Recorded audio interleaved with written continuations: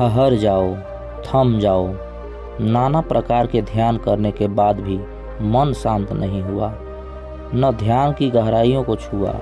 ध्यान से कुछ आनंद पैदा नहीं हुआ, और जब ध्यान करके भी आनंद पैदा नहीं होता तो हम सोच लेते हैं कि ध्यान तो मिथ्या है, ध्यान में कुछ नहीं है, ध्यान से कुछ हासिल नहीं होता।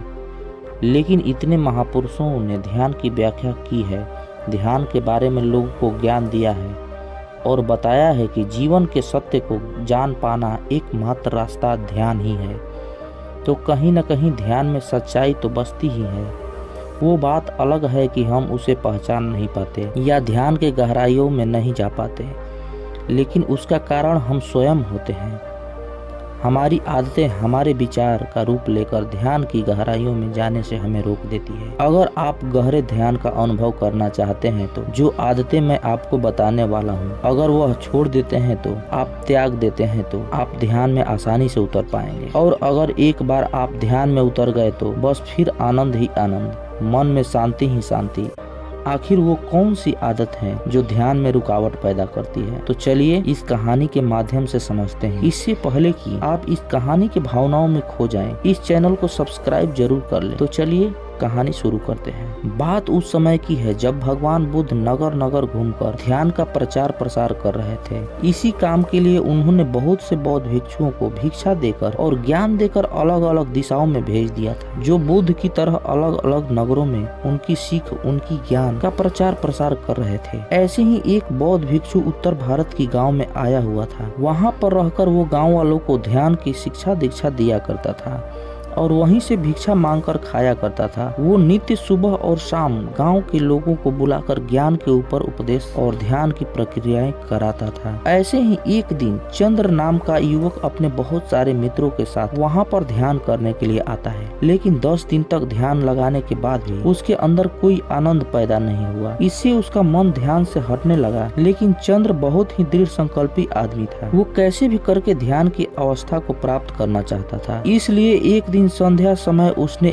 उस बौद्ध भिक्षु से सवाल पूछा। चंद्र ने कहा, गुरुदेव, आप हमें ये तो बताते हैं कि ध्यान करने के लिए किस तरह की जीवन शैली अपनानी चाहिए, क्या क्या काम करने चाहिए, क्या क्या आदतें अपनानी चाहिए। आप हमें सब कुछ बताते हैं, लेकिन फिर भी मैं ध्यान में नहीं उतर पा रहा हूँ। क्या आप मुझे वो आदतें, वो चीज बताने की कृपा करेंगे जो मुझे ध्यान के लिए अपने जीवन से हटा देनी चाहिए? मतलब वो आदतें जो मुझे ध्यान में गहरे उतरने के लिए छोड़ देनी चाहिए। यह सुनकर वो बौद्ध भिक्षु कहता है कि अक्सर इंसान को लगता है कि मैं 1 घंटे ध्यान में बैठूंगा और ध्यान में बहुत गहरा उतर जाऊंगा, और वो जब 1 घंटे ध्यान करता है तो उसे कुछ गहराइयां हासिल नहीं होती है। अब समझने की बात यह है कि ध्यान कोई खेल, कोई काम नहीं है जो आपको 1 घंटे ही करना है। ध्यान जीवन जीने की शैली, जीवन जीने का तरीका है। इसलिए जीवन के हर कार्य में ध्यान का होना बहुत जरूरी है, वरना तो आप 1 घंटे की ध्यान में कुछ भी हासिल नहीं कर पाएंगे। अक्सर लोग ध्यान की एक दिनचर्या बना लेते हैं।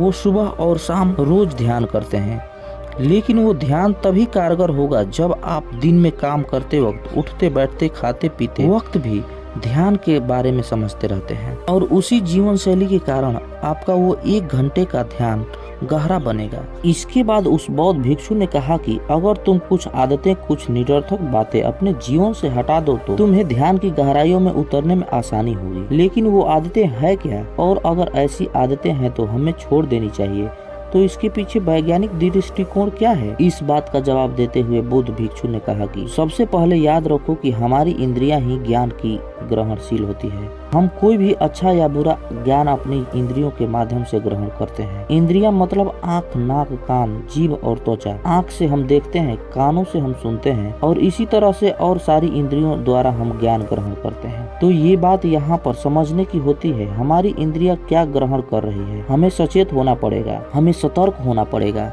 कि हमारी आंखें क्या देख रही है, हमारी कान क्या सुन रहे हैं, और जो हम देखते और सुनते हैं ज्यादातर वही विचार हमारे ध्यान में घूम रहे होते हैं, जिससे हम ध्यान में नहीं उतर पाते। अगर हम अपनी 5 इंद्रियों के प्रति सचेत हो जाते हैं, जैसे कि हम अपनी आंखों से क्या देख रहे हैं, हम अपने कानों से क्या सुन रहे हैं, हम अपने जीभ से कैसा स्वाद ले रहे हैं, हमारी त्वचा पर किसी का स्पर्श हमें कैसा अनुभव दे रहा है और हम अपने नाक से कैसे सुगंध ले रहे हैं। अगर हम इस सब इंद्रियों के प्रति सचेत हो जाते हैं तो हम निरर्थक ज्ञान को अपनी इंद्रियों के दौर से बाहर भेज सकते हैं। लेकिन वो तभी संभव होगा जब हम सचेत रहेंगे।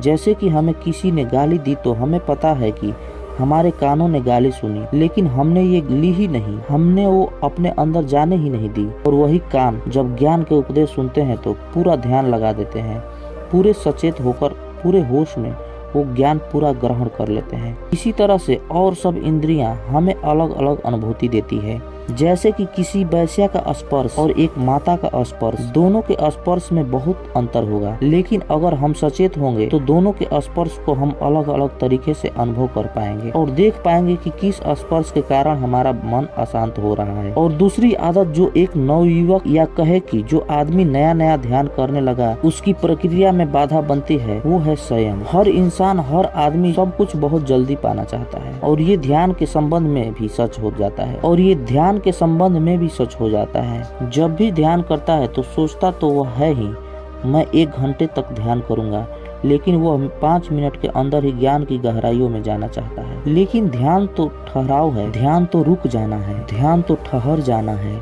जरा सोचिए, जल्दीबाजी करके हम ठहर सकते हैं क्या? ये दोनों चीजें एक साथ हो सकती है? जल्दीबाजी, थम जाना नहीं हो सकता, कभी नहीं हो सकता। अगर आप जल्दीबाजी करेंगे तो आप कभी ठहर नहीं सकते और अगर आप ठहर जाते हैं तो आपको कभी भी जल्दीबाजी नहीं कर पाएंगे। ध्यान में गहरे उतरने के भाव को, ध्यान से कुछ हासिल करने के विचार को, उस सोच को त्याग दो, उसको छोड़ दो, क्योंकि वही विचार, वही अनुभूति तुम्हें ध्यान की गहराइयों में ले जाने से रोक देगी।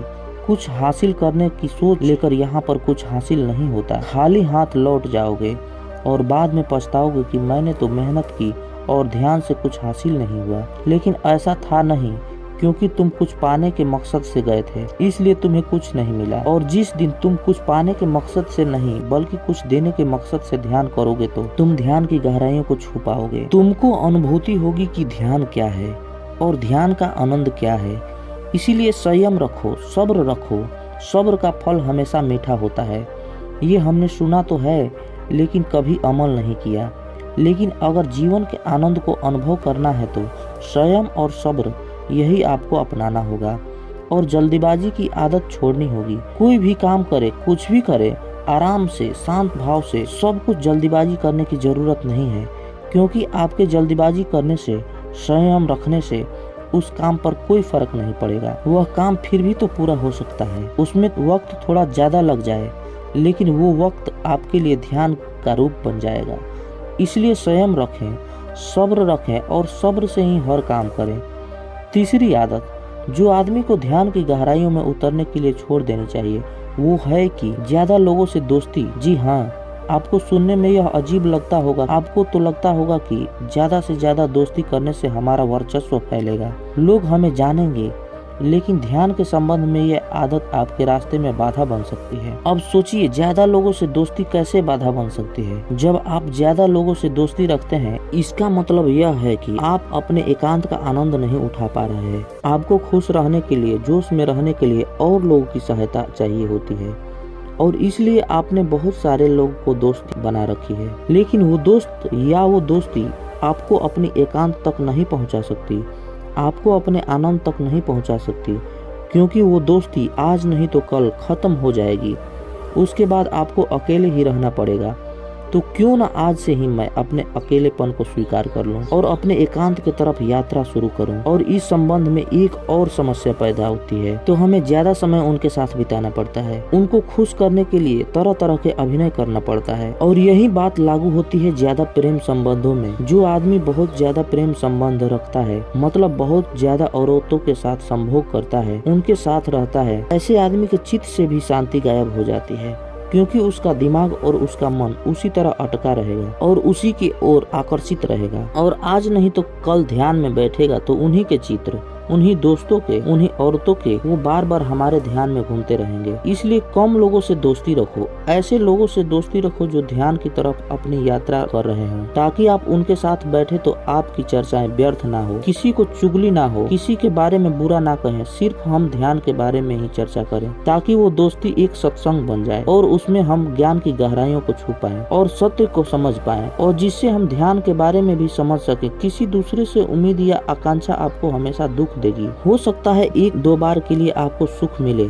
आपको कोई फायदा मिले, लेकिन बाद में वो चीज आपको दुखी ही देगी, क्योंकि जब आदमी आपकी उम्मीदों पर खरा नहीं उतरता है तो आपके दिल पर आघात पहुंचता है। इसलिए अगर उम्मीद रखनी है तो खुद से रखो, अपने परिवार वालों से भी उम्मीद मत रखो, अपने बेटे से, अपने पिता से कोई उम्मीद मत रखो। बिना उम्मीद के उनके प्यार करो, बिना आकांक्षा के उनके साथ रहो। उसके बाद खुद से उम्मीद करो, खुद से आकांक्षा करो कि मैं ये कर सकता हूँ या नहीं कर सकता हूँ। अगर आप खुद से उम्मीद करेंगे तो आप उनकी आनंद की तरफ यात्रा कर सकते हैं। अच्छा, मैं आपसे एक सवाल पूछता हूँ, क्या दूसरों को खुश करने के लिए आपको खुशी मिलती है? शायद आप इसके जवाब में हाँ बोलेंगे। ऊपर से देखने पर तो ऐसा ही लगता है कि हाँ भाई, हम किसी को खुश करते हैं, हमारी वजह से कोई खुश होता है तो हमें भी आनंद मिलता है। लेकिन अगर हम इसका दूसरा पहलू देखें, जब आप किसी को खुश करते हैं तो दूसरों के अधीन हो जाते हैं। कहने का अर्थ ये है कि किसी आदमी को खुश करने के लिए आपको ये जानना होगा कि उस आदमी को किस चीज से खुशी मिलती है, और जब आप ये जान लेते हैं तो आप वही करने की कोशिश करते हैं जो चीज उस आदमी को खुशी देती है। लेकिन बहुत बार ऐसा होता है कि जो चीज उस आदमी को खुशी दे रही है उसको करने से मुझे खुशी नहीं मिलती, लेकिन उससे खुश करने के लिए मुझे ये काम करना पड़ता है। इसलिए मुझे अपने जीवन के आदर्शों को ताव पर रखना पड़ता है, और कई बार उन आदर्शों का उल्लंघन भी हो जाता है। किसी को खुश करिए, खुश करना अच्छी बात होती है, लेकिन अपने आदर्शों, अपने मूल्यों को ताव पर रख कर नहीं। जैसे कि किसी मित्र ने हमें कोई भोज पर निमंत्रण भेजा है, वहाँ पर हम जाते हैं, लेकिन साथ में वो हमें मदिरा और धूम्रपान करने के लिए कहता है, लेकिन हम करना नहीं चाहते, लेकिन हम उसको खुश करने के लिए वो काम भी कर लेते हैं, जिसके बाद हमारा मन अशांत हो जाता है, शांति खो जाती है। अगर आपका मन मदिरा पान करने का नहीं कर रहा है तो कोई मतलब नहीं बनता कि आप दूसरे को खुश करने के लिए वो काम करें जिससे वो खुश होगा। भाई, मैं मदिरा पान करूंगा उससे आपको खुशी मिलेगी, इस बात का क्या संबंध है? इसलिए अज्ञानता के अंधेरे से बाहर आएं, समझे, देखें, विवेक का इस्तेमाल करें, बुद्धि का इस्तेमाल करें। आपको सब कुछ खुद ही स्पष्ट नजर आने लगेगा। मेरा काम आपको शिक्षा देना नहीं है, कोई प्रवचन देना नहीं है, बल्कि आपका विवेक जगाना है। और जिस दिन आपका विवेक जग जाए, आपको किसी को सुनने की जरूरत नहीं पड़ेगी। आप खुद के गुरु स्वयं होंगे, और इसके बाद आपको कोई धोखा या फरेब नहीं दे पाएगा। अगर अज्ञानता से बाहर आना है तो एक छोटी सी प्रक्रिया हमेशा करते रहिए। अपने श्वास के प्रति, अपने सांसों के प्रति सचेत रहिए। अगर सांस छोटी जा रही है तो हम जान रहे हैं कि सांस छोटी है, और अगर सांस लंबी जा रही है तो हम जान रहे हैं कि सांस लंबी है, और वो सांस नाक के कौन से कोने से टकराकर बाहर आ रही है, इसके बारे में भी हमें सचेत होना होगा। इस क्रिया को कुछ भी काम करते वक्त अपने दिमाग में रखिए। इसके बाद आप ज्ञान को धीरे धीरे हासिल करने लगेंगे। आपका अज्ञानता का अंधकार विलीन होता चला जाएगा। उसके बाद आप ध्यान की गहराइयों में जा पाएंगे। तो दोस्तों, कैसी लगी आपको ये कहानी? आप कमेंट सेक्शन में जरूर बताएं, और अच्छी लगे तो चैनल को सब्सक्राइब जरूर कर लीजिए। चलिए मिलते हैं अगली कहानी में, तब तक के लिए अपना ख्याल रखें। जय हिंद, जय भारत, जय बुद्ध।